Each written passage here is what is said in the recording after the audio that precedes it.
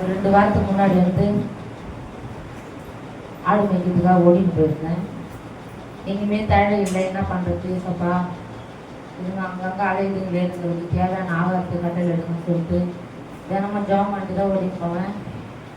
அன்றைக்கும் காலையில் ஜோம் மாட்டி தான் ஓடின்னு போனேன்.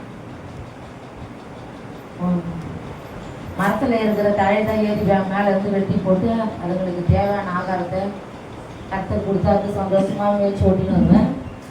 அதே போல தான் 2 வாரத்துக்கு முன்னாடி இந்த மரம் ஒரு 80 அடி ஹைட்டுக்கு இருக்கும்.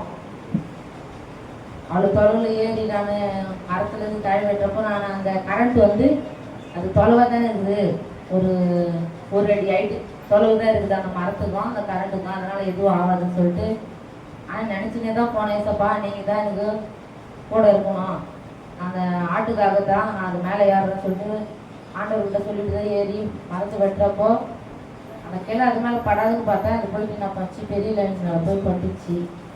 பட்டு உடனே அந்த மரம் கீழே உள்ள அந்த பெரிய லைனில் இருக்கிற கரண்ட்டு அந்த மரம் ஃபுல்லாக வந்துச்சு. கையிலையும் விட்டாலும் அங்கேருந்து விழுந்தா என்ன ஆகுமோ நம்ம நிலைமைன்னு சொல்லிட்டு அந்த யோசனை இருந்தது. கையில் கத்தி, இரும்பு கத்தி வச்சுன்னு வெட்டியிருந்தேன். கத்தியும் பிடி விடலை, அந்த கரண்ட்டும் என்ன வெளில ஏசப்பா அப்படின்னு சொல்லிட்டு சொன்னேன்.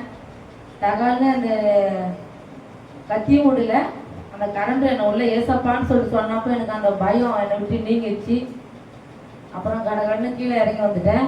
ஆனால் வந்து கரண்ட்டில் மாட்டினா யாருமே உயிரோடவே இருக்க முடியாது, பெரிய லைன் அது.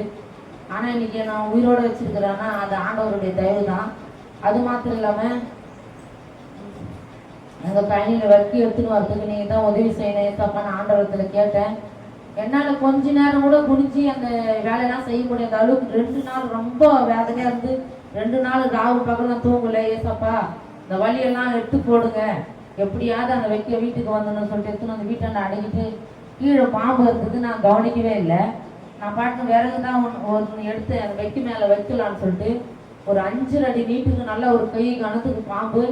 அந்த பாம்பு என்னை கடிக்காத அளவுக்கும் கர்த்தர் அது அப்பால ஓடி போகிறதுக்கு உதவி செய்தார். கடித்திருந்தா அந்த பாம்பால் நான் மரணம் அடைஞ்சிருக்கலாம். கரண்ட் அடிச்சிருந்தா அப்பயே அவங்க உயிர் போயிருக்கும். ஆனால் இன்னைக்கு வந்து என்னை ஆண்டவர் உயிரோடு வச்சிருக்கிறாரு.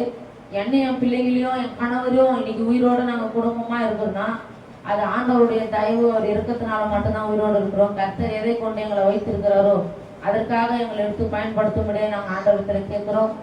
கர்த்தர் இந்த உயிரோடு வைத்திருக்காரு, அதற்கு நன்றி செலுத்தி அவர் கொடுத்த இந்த உயிரை எல்லாரும் முன்பாக நான் வந்து நிற்கிறேன்னா அதுக்கு அவனுடைய தயவு தான். ஆனால் என் கணவர் சொன்னார், யாருமே கரண்ட்ல மாட்டி உயிரோடு இருக்க மாட்டாங்க, நீ வணங்குற ஏசப்பதான் உனக்கு உயிரோடு இருக்கிறதுக்கு உதவி செய்திருக்கிறாரு, இனிமேல் அது மாரி செய்யாதுன்னு. கர்த்தர் அந்த ஆபத்திலிருந்து என்னை காத்திருக்கிறாரு. அதற்காக நான் காலமெல்லாம் கர்த்தருக்கு நன்றி செலுத்துகிறேன். சிறு சாட்சியம் விட்டுகிறேன்.